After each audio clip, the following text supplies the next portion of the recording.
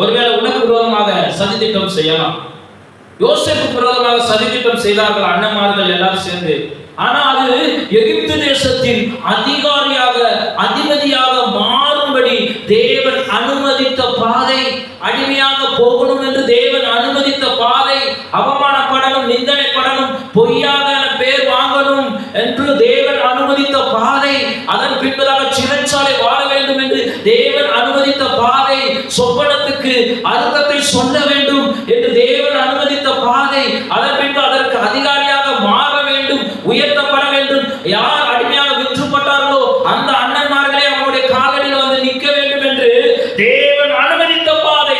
அன்று நினைத்திருக்கலாம் அவர்கள் அண்ணன்மார்கள், முடிந்ததியா யோசேப்பு அவன் போயிட்டான், ஒளித்தான், நீ நம்பலாம் என்று. ஆனால் ஒரு காலம் வரும் தேவன் என்னை உயர்த்துவார் என்று யோசேப்புக்கு மட்டும்தான் தெரிந்திருந்தது. அத்தனை பேரும் எனக்கு கீழே வந்து கிடப்பார்கள் என்று யோசேப்புக்கு மட்டும்தான் தெரிந்தது. என் தலை உயர்த்தப்படும் என்று யோசேப்புக்கு மட்டும்தான் தெரிந்தது. நம்பிக்கையோடு இருந்தான். அல்லேலூயா, அல்லேலூயா. அன்று இவனை யாருன்னு தெரியாம சொல்லியிருக்கலாம், யாருன்னே தெரியாது, எங்களுக்கு வந்து இயேசு சொல்றாங்க. அதன் நிமித்தம் அந்த மனிதன் பொய்யாக ஆட்களை எழுப்பிவிட்டு பொய்யாக பரவி இருக்கலாம், அடியாட்களை எழுப்பிவிட்டு இருக்கலாம், மந்திரவாதிகள் எழுப்பிவிட்டு இருக்கலாம், உடைக்கலாம் என்று நினைத்திருக்கலாம். அட பைத்தியக்காரங்களா, எனக்கு அதற்கு முன்பே தெரியும் இப்படி எல்லாம் நீங்க எழும்புவீங்க, உங்க குடும்பம் எழும்புன்னு. எழுப்பி வந்து ஒரு பிரோஜனம் கிடையாது. இன்னைக்கு நான் மரித்தா நாளைக்கு தேவனுடைய சந்நிதியில போவேன் எனக்கு தெரியும். நீங்க போவீங்களா? உங்க முன்பதாக எனக்கு சாவு கிடையாது, உங்க கையில எனக்கு சாவு கிடையாது, தேவனுடைய கையில தான் எனக்கு சாவுன்னு எனக்கு தெரியும். அப்படியே மறித்தால் கார்வின் பரலோகத்துக்கு போவான். நீங்க போவீங்களா? சதித்திட்டம் செய்த நீங்க போவீங்களா? அல்லேலூயா. அந்த யோசேப்பை உயர்த்தின தேவன் கார்வினை உயர்த்துவார் என்ற நம்பிக்கையில ஓடுது. அன்னைக்கு பொய்யாக பரவி ஆட்களை எழுப்பிவிட்டு பொய்யாக பரவும் பொழுது, பயந்து நடுக்கத்தோடு இருக்கும் பொழுது, ஒரு மனிதனை போல என்னிடம் வந்து பயப்படாதே, நான் உனக்கு துணை நிற்கிறேன் என்று சொன்ன தேவன். யாரையும் நம்பாத, என்ன மட்டும் நம்பி வா என்று சொன்ன தேவன். இவ்வளவு காரியம் இவர்கள் உனக்கு விரோதமாக செய்வார்கள் என்று முன்கூட்டியே காட்டி அதேபடியே நடக்கும் பொழுது ஒவ்வொரு ஸ்டெப்பும் அந்த இயேசு மேல மட்டும் தான் நம்பிக்கை வைத்த தேவன் இந்நாள் வரைக்கும். அந்த நாள் 2022 மே மாசம் 8ஆம் தேதி மறக்க மாட்டேன் வாழ்க்கையில். அந்த நாள்ல இருந்து இந்த நாள் வரைக்கும் நான் உனக்கு துணை நிற்கிறேன் என்று சொல்லி தைரியம் கொடுத்து மிரட்டினவர்களை உருட்டினவர்களை எல்லாருக்கும் தேவனே பதில் கொடுத்து நடத்தின தேவன் இனியும் நடத்துவார். என்ன சதித்திட்டம் பண்ணாலும் அவர் பார்த்துக் கொள்வார். அல்லேலூயா. பொய்ய உண்மையாக நிரூபிக்க நீ என்ன செய்தாலும் தேவன் பார்த்துக் கொள்வார். இயேசு மரித்து விட்டார், முடிந்தது என்று நினைத்தார்கள், ஆனா உயிரோடு எழும்பினார். அல்லேலூயா. அவர் பொய் சொன்னாரு, 3ஆம் நாள் உயிரோடு எழுவேன்னு சொன்னாரு.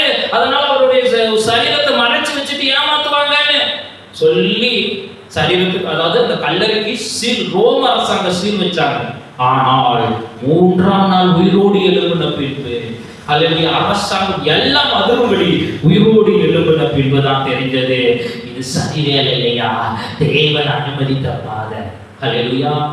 கார்கிலுக்கு இது சரி வேலை இல்ல, பொய்யாக பரவும்போது சரி வேலை இல்ல, தேவன் அனுமதித்த பாதை. அதுல கார்கில் நினைப்பான், அவன் நினைக்க உதவி செய்யணும், தேவன் தெரிஞ்சிருக்குது. அல்லவே யாரும் தெரியாதுன்னு சொன்னவங்களுக்கும் மற்றவங்களுக்கும் தான் இருக்குது தேவன் கொடுக்கிற மனவெளிக்க. ஆனால் தேவன் அனுமதித்தது சகலமும் நன்மைக்கு என்று நான் எடுத்துக்கொள்கிறேன். இதை கேட்டுக்கொண்டிருக்கிறேன் பிரியமானவர்களே. உன் வாழ்க்கையில் பொய்யான வழிகள் வரலாம், அவமானம், நிந்தனை, சதி திட்டங்கள், உனக்கு விரோதமாக சதி திட்டங்கள் பண்ணலாம். ஐயோ ஏன் எனக்கு இப்படி பண்றாங்க, அவங்களுக்கு நான் நல்லதுதானே செய்தேன் என்று சொல்லி நீ காணப்படலாம். ஆனால் சோர்ந்து போகாதே, தேவன் இந்த வழியில் உன்னை அனுமதித்திருக்கிறார் என்றால் காரணம் உன்னை உயர்த்தும்படி. அல்லேலூயா. உன்னை உயர்த்தும்படி. அன்று இயேசு கிறிஸ்து உயர்த்தப்பட்டார், அன்று யோசேப்பு உயர்த்தப்பட்டார், அன்று தாவீது உயர்த்தப்பட்டார், இன்று நீயும் உயர்த்தப்படுவாய். அத்தனை பேருக்கும் சதி திட்டம் தான் செஞ்சாங்க, அதற்கு தேவனே அனுமதி கொடுத்தார்.